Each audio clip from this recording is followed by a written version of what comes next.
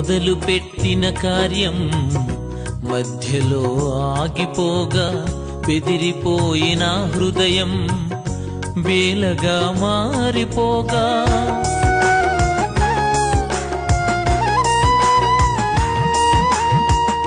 మొదలు పెట్టిన కార్యం మధ్యలో ఆగిపోగా బెదిరిపోయిన హృదయం బేలగా మారిపోగా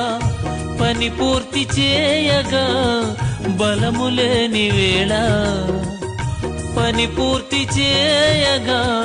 బలము లేని వేళ నేనున్నా నీతో అంటూ నా చెంతకు చేరావు నా ఆటంకాలన్నిటినీ యేసు తొలగించావు నేనున్నా నీతో అంటూ నా చెంతకు చేరావు